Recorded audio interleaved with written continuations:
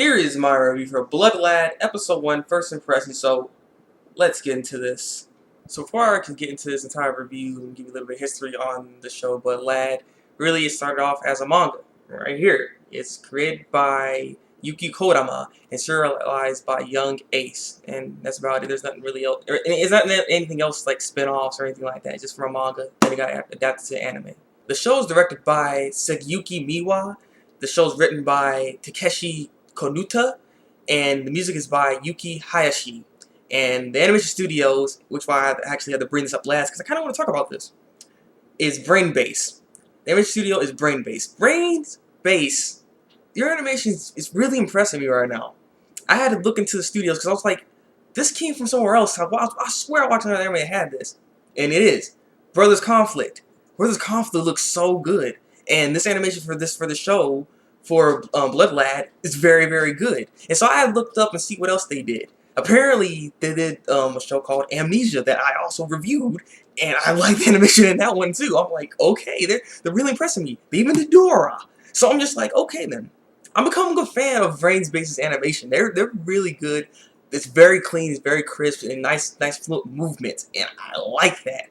So Brainbase, keep it up. You guys are doing a great job. And one other thing I actually want to mention as well, and it's the voice actor for the main character, Stas. The voice actor, his name is Ryota Osaka. Ryota played a character in last season. His name is Mao Sadao from Hataraku Mao-sama, which I also reviewed. And I was wondering why his voice sounded familiar, so I had to look that up as well. I'm just like, oh my goodness. Like, I'm becoming a big fan of his voice acting. He's doing a very good job, and within this episode, he had excellent voice acting. So, like I said, overall, I'm kind of like passing out a little bit because there's like so much epicness within the show already. You know what I'm saying? Yeah. Oh man. Alright, the story for this show. Basically, we have a main character. His name is Stas, and he is a vampire. Apparently, he owns like a territory, and there's other people that actually own territories as well within the demon world, by the way. This is the demon world, because there actually is a human world. So, we have this girl that comes in here. Her name is Fuyumi, and she is from the human world that somehow got to the demon world. And so later, they figure out how she came from the demon world. I mean, come from the human world to the demon world. And the thing is, she dies within this episode. She has probably the fastest, well, yeah, she probably has the fastest death within anime because really she was there for like 5 minutes before she died.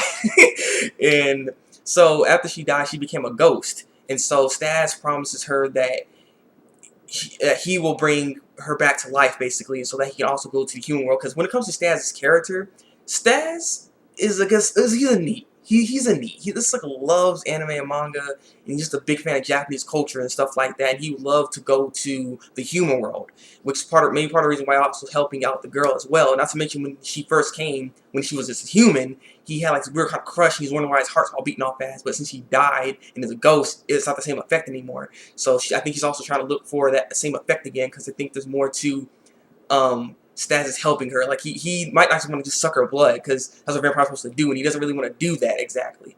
There's more to it. But nonetheless, as it's all going on, as she became a ghost, they basically going to depart to the human world right now, and they just wanted to check on her to see if she's able to actually go to the human world, which she can, and that's basically the end of the episode, because they go to that gate, and they're leaving. So, yeah. Like I said, almost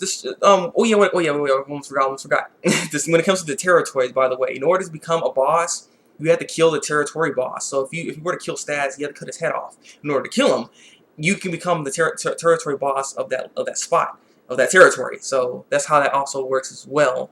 So we're probably gonna see a bunch of other like a bunch of fights, like territory war and stuff like that. I think this, yeah, a game's called Territory War. I played that game. Game's beast, but yeah, also in this episode, there's this dude with plant and stuff, which is what the reason why Fuyumi got killed in this episode. The plant ate her. So yeah, but he, like, when it comes to Stas, he seems freaking powerful as I don't know what.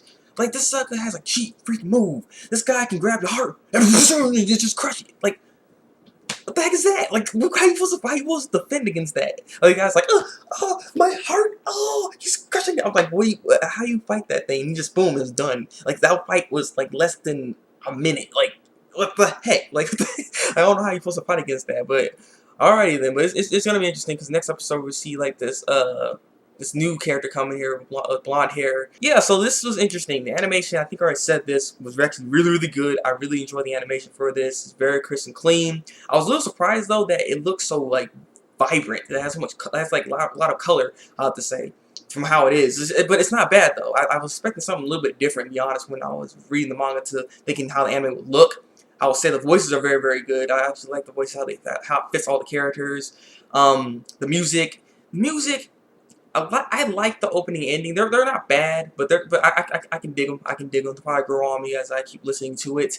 The soundtrack for the series is actually pretty good as well. I mean, it fits the scenes perfectly, really, and I will say that the comedy is pretty good in this as well. Already, I mean, I'm enjoying. There's a lot of Dragon Ball Z references. Like he has a I think it's a keychain or something like that on his phone of a Dragon Ball Z character, like going Super Saiyan and crap. So that's funny there. Also, he was trying to like bring her back to life, and he's thinking, I need to read a manga to get some references on how to bring her back to life, and he thought of the Dragon Balls in order to bring her back to life. I'm just like, that was so stupid. So I mean, the comedy is pretty good also in this series as well. So this is gonna be a good show, a heavy hitter for this season. This could be one of the best out of the season, but we'll see because there's still more anime to come. But I think I covered everything I need to cover. So with that being said, leave your comments below and tell me what you think of Blood Lad. Do you like it? Do you hate it? What are your thoughts on it? I'd like to know. Like this review and subscribe to my channel if you want to see some more seasonal reviews from me. And before I actually end this video off, like I said, if you guys want me to continue to review this series, leave a comment, or I might just, like I said, I might make a video. I keep saying might, but I probably will make a video where you guys can vote on this series so I can continue reviewing the show, because I want to review the shows that you guys want me to review. I don't want to just review it off of just, oh, I love this show, yeah. You know, I want you guys to watch this stuff. So I need your input on this. So yeah, it's been the Breakmaster, and until then, break out.